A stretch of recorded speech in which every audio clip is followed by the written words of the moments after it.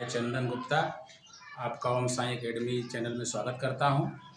और मैं पेट एग्ज़ाम 2021 में जो पूछे गए क्वेश्चन हैं रेखा चित्र, आज मैं उसको लेके आया हूं जो आपके सामने है। चित्र देखिए, क्वेश्चन दिया है रेखा ग्राफ। अभी दंड आलेख चल रहा था तो दंड आलेख का 2021 का क्वेश्चन मैंने सॉल्व कराया। और देखिए रेखा ग्राफ पर क्वेश्चन कैसे पूछे जाते हैं एग्जाम में। आप यहाँ देखिए 2021 का सवाल आया था परीक्षा में। कर रहा निर्देश दिया है कि ग्राफ में एक परीक्षा में 7 छात्रों के इतिहास और भूगोल के अंकों का अनुपात दिया गया है। इतिहास और भूगोल के अंकों का अनुपात दर्शाया गया है। तो देखिए अभी इस ग्राफ में कहीं इतिहास भूगोल नहीं दिख रहा, लेकिन आपको ये समझना है, ग्राफ को बहुत अच्छी तरीके से समझना है कि ये जो ग्राफ बना है कैसे बना है और किस तरह बनाया गया। तो यहाँ छात्र दिए गए हैं 1 2 3 4 5 6 7 और इसके द्वारा प्राप्त इतिहास और भूगोल के जो अंक हैं उसका अनुपात दिया गया।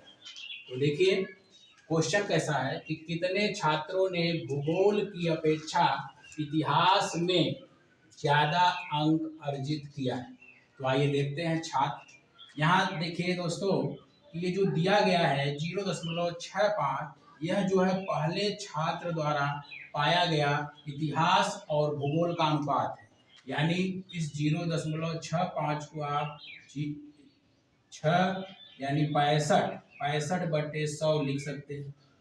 तो यही अनुपात है इतिहास और यही अनुपात है भूगोल। इतिहास भूगोल, जैसे ऊपर वाला आपका इतिहास और नीचे वाला आपका हो जाएगा भूगोल।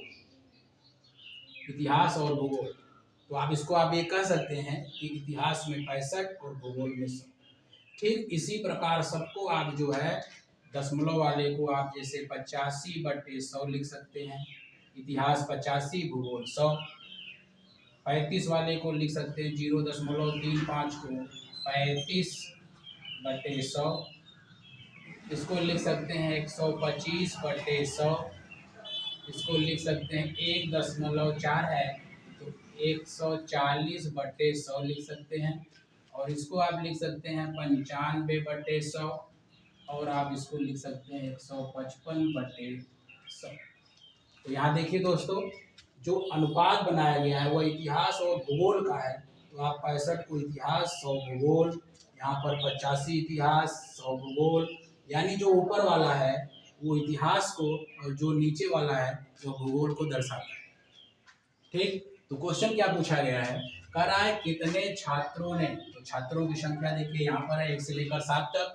तो कह रहा है कितने छात्रों ने भूगोल की अपेक्षा, तो जितना भी नीचे वाला अंक है 100 वो भूगोल है, तो भूगोल की अपेक्षा इतिहास में ज़्यादा अंक अर्जित किया। तो आप देखिए हर एक छात्र को जो भूगोल की अपेक्षा इतिहास में अधिक अंक प्राप्त किया। तो यहाँ देखिए भूगोल में 100 है तो इतिहास में 65 है, तो कम प्राप्त किया, तो इसको नहीं लेना है। तो दूसरा वाला देखिए, दूसरा छात्र जो है 85 इतिहास में कम, 100 जो है भूगोल में, यानी भूगोल ज़्यादा है, हमको इतिहास में ज़्यादा अंक वाला लेना है। तो यहाँ पर देखिए भूगोल ज़्यादा है, लेकिन यहाँ पर देखिए इतिहास है। यहाँ पर देखिए इतिहास ज़्यादा है 125, यानी भूगोल की अपेक्षा इतिहास में ज़्यादा अंक प्राप्त किया है चौथा विद्यार्थी। इसके बाद देखिए इसमें इतिहास ज़्यादा है भूगोल की अपेक्षा। फिर इसके बाद देखिए इसमें इतिहास ज़्यादा है भूगोल की अपेक्षा, यानी 3 छात्र ऐसे हैं। जैसे देखिए ये नंबर 4 वाला छात्र और इसके बाद ये नंबर 5 वाला छात्र और ये लास्ट वाला जो छात्र है वह भूगोल की अपेक्षा इतिहास में ज़्यादा अंक प्राप्त किया। यानी 3 छात्र ऐसे हैं जो भूगोल की अपेक्षा इतिहास में ज़्यादा अंक प्राप्त किए, यानी ऑप्शन नंबर बी।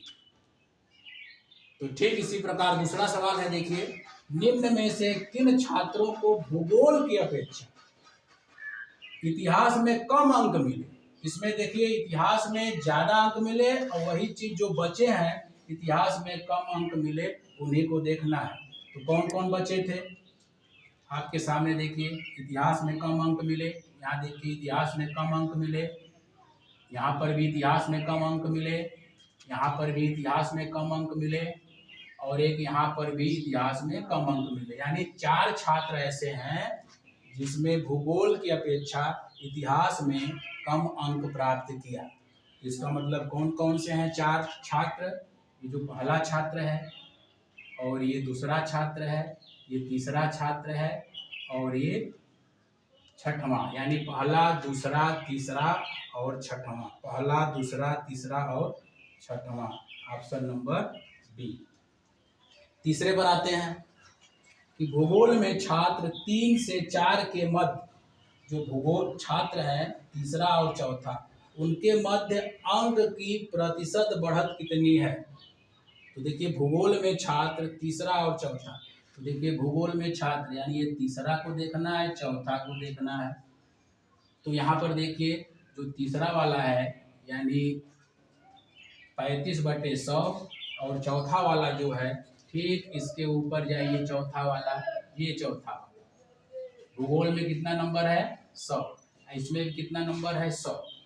तो इसका मतलब ये दशमलव को बनाया गया है, दशमलव को तोड़ा गया है या बनाया गया है, 125/100 लिखा गया है, इसको 100 लिखा गया है। इसलिए देखिए भूगोल के जो अंक है एकदम समान है, इसमें कोई बढ़त नहीं, कोई बढ़त नहीं है। इसलिए हम इसको कहेंगे कि आंकड़े अपर्याप्त है, क्योंकि इसमें जो अनुपात है वहाँ पर चाहे इतिहास का चाहे भूगोल का अंक देना चाहिए था, लेकिन इसमें अंक नहीं दिया है। वो तो दशमलव को जब बनाया गया है 2 अंक पर दशमलव था तो 100 लिखा गया है, उस हिसाब से बनाया गया है और अनुपात को बनाया गया, और वहाँ पर आपको एक अंक देना चाहिए था, तब इस प्रश्न का उत्तर निकल पाता, लेकिन अंक नहीं दिया है, तो इसीलिए यह आंकड़ा जो है अपर्याप्त है। तो ऑप्शन नंबर डी जो है सही होगा। आइए देखते हैं चौथा क्वेश्चन। कह रहा है कि इतिहास और भूगोल के अधिकतम अनुपात, तो इतिहास और भूगोल का अधिकतम अनुपात देखिए 1.55 है, तो 1.55, 1.55, और उन्हीं का न्यूनतम अनुपात यानी इतिहास और भूगोल का न्यूनतम अनुपात देखिए 0.35 है, और का अंतर पूछा गया है, यानी इन दोनों का अधिकतम अनुपात व न्यूनतम अनुपात का अंतर। तो दशमलव का देखिए, दशमलव के नीचे 0.35 यहाँ लिख सकते हैं, 0 घटा दीजिए अंतर, 5 में से 0, 5 में से 3 गया 2, और 1 बचा यानी 1.20। Option number D. पांचवा क्वेश्चन है, छात्र 4 को भूगोल में 60 अंक मिले तो उसके इतिहास में अंक कितने हैं? तो यहाँ देखिए भूगोल में 60 अंक मिले, किस छात्र को? छात्र 4 को। तो 4 वाला छात्र ये है, तो चले जाएंगे ऊपर 4 वाले, यानी इसका मतलब है 125/100, यानी इतिहास और भूगोल का अनुपात है छात्र नंबर 4 का 125/100, यानी ऊपर वाला इतिहास, नीचे वाला भूगोल। तो आप इसको काट भी सकते हैं, 25 चौके 100, 25 पचे 125, यानी आप अनुपात को 5/4 ले सकते हैं। ये 5 इतिहास को व्यक्त करता है और ये 4 भूगोल को व्यक्त करता है। तो कह रहा है कि भूगोल में अगर 60 अंक हो, यानी 4 की वैल्यू 60 बता रहा है कि अगर भूगोल में 60 अंक हो, तो इसका मतलब है भूगोल का अनुपात 4 है, तो 4 की वैल्यू 60, तो 4 एकम 4 15, यानी 1 की वैल्यू 15। तो कह रहा है इतिहास में अंक क्या है? तो इतिहास में उसके अंक जो है देखिए 5 है, 1 की वैल्यू अगर 15 है तो 5 की वैल्यू 15 गुणे 5, 15 पचे 75। तो इसका मतलब है ऑप्शन नंबर सी। दोस्तों वीडियो को पूरा जरूर देखिए, क्योंकि केवल कंसेप्ट द्वारा इस क्वेश्चन को हल कराया जा रहा है। अगर आप इसको अच्छे से पूरा वीडियो देखते हैं तो एग्जाम में आप बेहतर करेंगे। जय हिंद।